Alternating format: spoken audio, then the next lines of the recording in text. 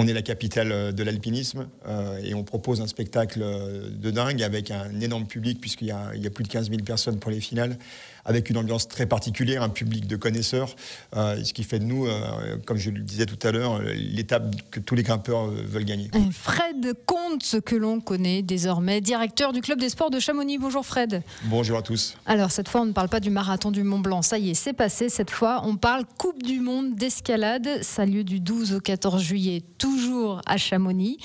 Pour ceux qui ne seraient jamais montés assister à cette compétition, à quoi ça ressemble ? Alors déjà, ça fait pratiquement 25 ans qu'on organise des Coupes du Monde.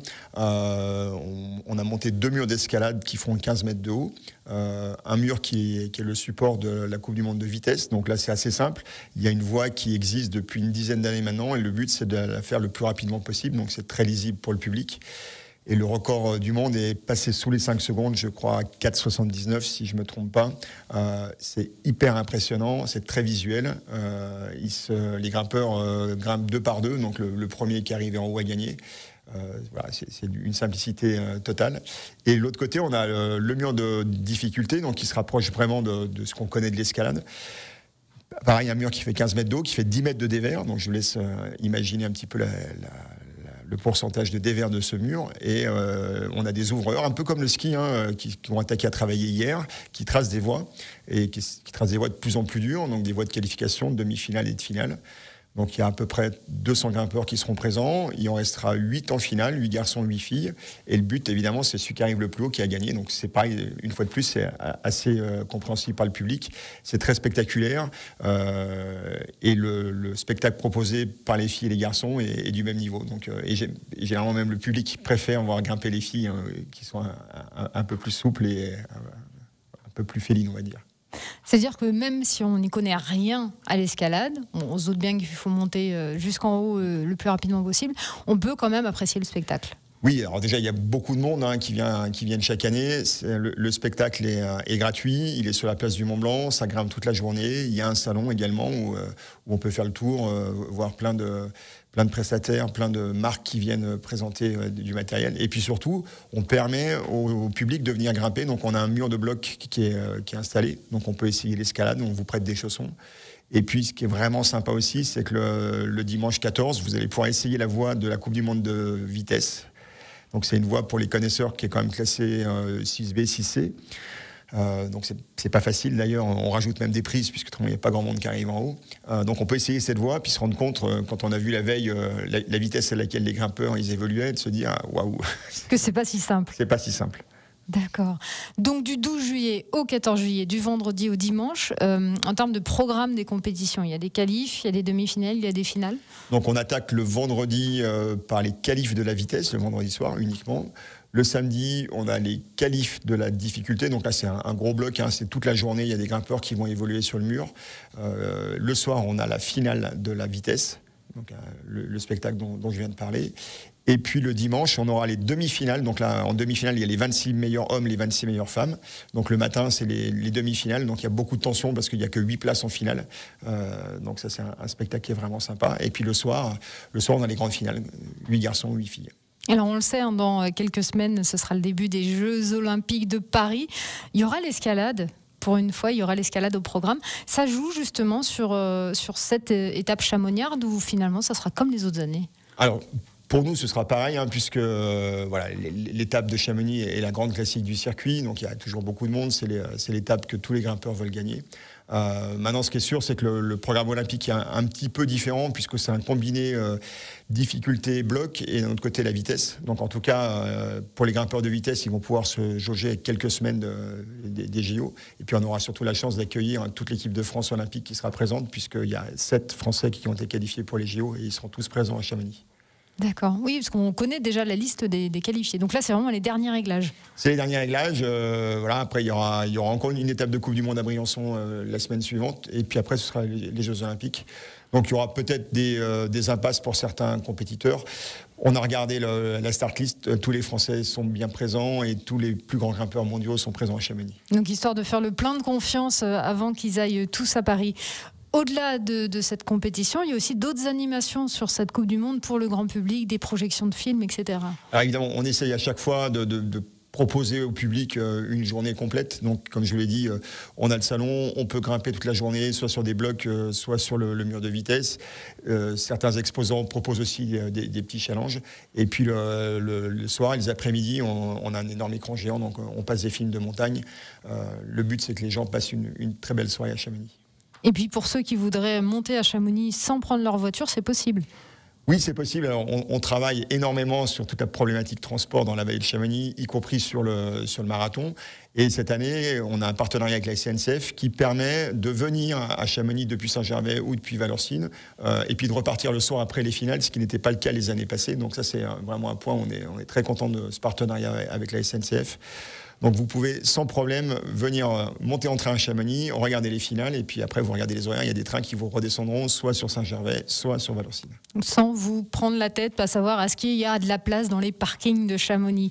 Fred Comte, le directeur du club des sports de Chamonix, est avec nous pour parler de la Coupe du Monde d'escalade qui fera étape à Chamonix ce week-end. On fait une petite pause et puis on revient juste après. Exactement, dans l'équipe d'avancées en direct avec vous jusqu'à 10h. Fred Comte, la Coupe du Monde d'escalade donc fait à nouveau étape à Chamonix là cette fin de semaine, de vendredi à dimanche. Est-ce que c'est facile d'apparaître sur le calendrier de la Coupe du Monde tous les ans? Ou est-ce que c'est comme le ski alpin, faut aussi jouer des coudes pour se faire une place? Alors c'est un petit peu le même principe, avec toutes les fédérations internationales.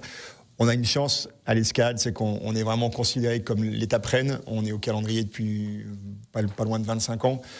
Donc pour l'instant, on n'a pas trop de soucis, même si on sait que la Fédération internationale rêverait d'avoir des Coupes du Monde d'escalade dans toutes les grandes capitales du monde. On est la capitale de l'alpinisme et on propose un spectacle de dingue avec un énorme public, puisqu'il y a plus de 15 000 personnes pour les finales, avec une ambiance très particulière, un public de connaisseurs, ce qui fait de nous, comme je le disais tout à l'heure, l'étape que tous les grimpeurs veulent gagner.